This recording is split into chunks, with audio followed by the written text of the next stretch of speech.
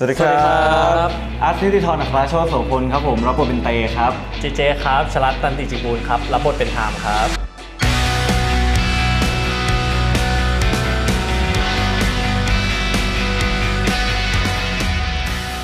ในส่วนของไทม์นะครับไทม์เขาเป็นลูกคนใหญ่คนโตนะครับของนักการเมืองนะครับแล้วก็มีธุรกิจเกี่ยวกับทองนะครับก็โดยพื้นฐานเขาก็เป็นคนรวยอยู่แล้วได้อะไรมาง่ายๆเพราะฉะนั้นไทม์ก็จะแบบขี้เบื่อเอาแต่ใจนิสัยก็จะแบบชอบความท้าทายนะครับส่วนของเตก็จะเป็นลูกของคนใหญ่คนโตในข้าราชการนะครับผมแล้วก็มีธุรกิจเกี่ยวกับโรงแรมด้วยทำให้เตก็เป็นลูกคุณหนูในบ้านนะครับผมแล้วก็มีความเฟมินีนเป็นลูกคุณหนูเป็นคนมั่นใจในตัวเองสูงประมาณนี้แล้วก็เตเนี่ยจะเป็นเพื่อนกับคินกับไทม์ครับผมแต่ไทม์จริงๆไม่ได้เป็นแค่เพื่อนหรอกเป็นแฟนนะครับคบกันมานานเราเนี่ยจะเป็นคนที่รักเพื่อนมากแต่ว่าจะเชิดเย่อหยิ่งกับคนที่ไม่สนิทกับคนนอกอะไรอย่างนี้ครับผมแล้วก็เราสองคนเนี่ยรักเดียวใจเดียวใช่ไหมใช่ว่า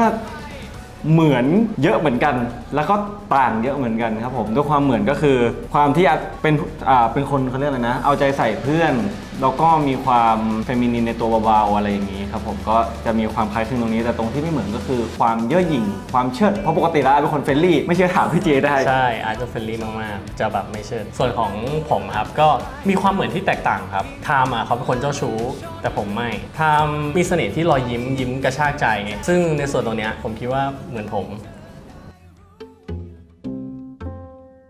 อย่างแรกเลยครับรู้สึกกดดันที่แบบได้รับมาเป็นบทนี้ตัวผมเองก็มีความประหม่ากลัวว่าแบบจะทำให้นักแสดงท่านอื่นเนี่ยลำบากแล้วก็เสียเวลาเพราะเราอะไรอย่างเงี้ยครับแต่ว่าผมก็ตั้งใจซ้อมอย่างเต็มที่เพื่อให้ออกมาอย่างดีที่สุดเพื่อจะได้ไม่เสียเวลาในการทำงานหน้าเซตครับก็สมมติก็รู้สึกประทับใจในตัวของเตแล้วก็รู้สึกยอดเยี่ยมที่สุดที่ได้มาเป็นเตเพราะว่าเตเนี่ยเป็นตัวละครที่มีความตื้นลึกหนาบางของความรู้สึกโดยการที่เราเนี่ยเป็นคนรักเพื่อนก็จริงแต่ว่าถ้าเราเกลียดใครแล้วเนี่ยเราจะเกลียดมากแล้วมันเวลาเล่นออกมาเนี่ยเราต้องแสดงให้คนดูรู้ว่าเพราะอะไรเราถึงทำแบบนี้เพราะอะไรเราถึงอยากจะพูดคำนี้ออกไปอัดก็ยังรู้สึกกดดันอยู่บ้างเพราะว่าการที่จะควบคุมตัวเองให้ไม่เล่นออกมา over acting เกินไปหรือว่าให้มันน้อยเกินไปด้วยความที่อัดเป็นคนที่ห้าวๆดองๆอยู่หน่อยๆมีความเฟมินีนเบาๆมันต้องพยายามควบคุมเบรนด์2อย่างเข้ามาด้วยกันเวลาไปอยู่หน้าเซตเข้าฉากเนี่ยอัดก็จะรู้สึกประหม่าไปบ้างก็ถ้าอย่างของอัดน่าจะเป็นทักษะเกี่ยวกับการเจรจาการสังเกตเพราะว่าเตเนี่ยเป็นคนที่ต้องคอยสังเกตเพื่อนสังเกตคนรอบตัวเพราะว่าเราเนี่ยจะคอยให้กำลังใจและเป็นที่ปรึกษาให้เพื่อนเพื่อนเป็นอะไรไปแปลกไปไหมหรือว่าโอเคอยู่ตอนนี้ทักษะอีกทักษะหนึ่งคือความเชื่อใจครับเชื่อใจในตัวละครว่าเขามีอยู่จริงอัดลงลึกในตัวละครเตลงไปเนี่ยทำให้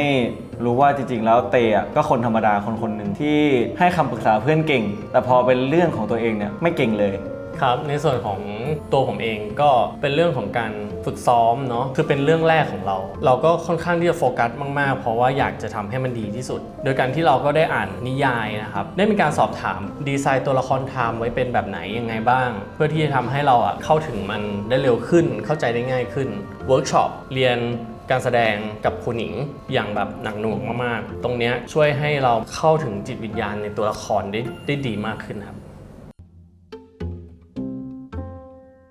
ผ่านการ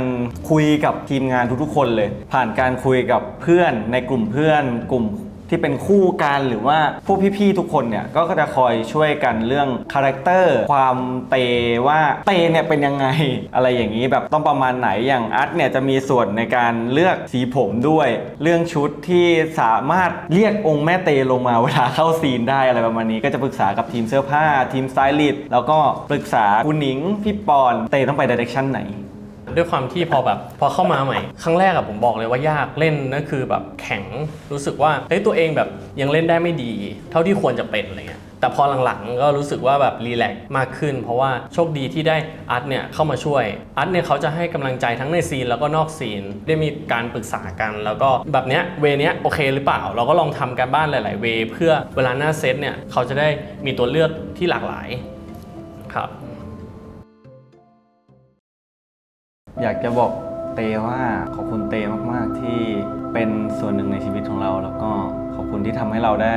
มองเห็นมุมมองอื่นๆมากขึ้นแต่เราก็มีเรื่องที่อยากจะบอกเตอีกอย่างหนึ่งเหมือนกันก็คือเตเป็นคนที่เก่งแต่ไม่ต้องทำเป็นเก่งทุกเรื่องก็ได้บางทีอ่อนแอบ้างก็ดีเพราะว่าเข้มแข็งไปแล้วสุดท้ายก็เป็นใจตัวเองที่เจ็บปวดเราอยากเห็นเตมีความสุขอยากเห็นเตสมหวังความรักสักทีทรมานนี้มันไม่เหนื่อยหรอแต่ถ้าเหนื่อยก็ไม่เป็นไรเราอยู่ตรงนี้เสมอมาถึงที่ผมก็อาจจะไม่ยาวครับเป็นความในใจสั้นๆที่อยากจะบอกถามว่ามึงเบาๆว่างเหอะเรื่องเจ้าชู้อะกูสงสารไอ้เตมันเตแม่งโคตรรักมึงอะก็อยากจะให้แบบซอฟต์ลงหน่อย